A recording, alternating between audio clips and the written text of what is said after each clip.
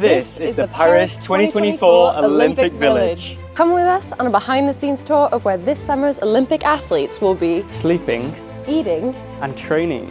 And we'll show you how all the facilities have been designed with the future in mind. The Olympians will be staying in these apartment complexes, where recycled or recyclable materials were prioritised, or built with sustainable materials like wood or low-carbon concrete.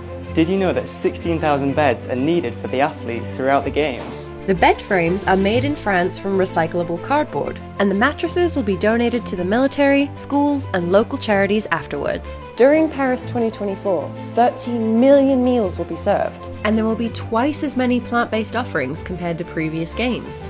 The Olympic Village uses rooftop solar panels, renewable energy from the grid, and this floating solar farm can power 94 apartments and is supplementing the other renewable energy on site.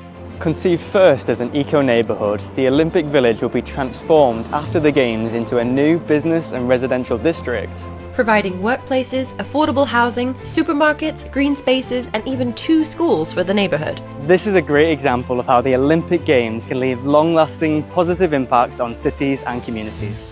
Share this video if you're excited for this year's Games.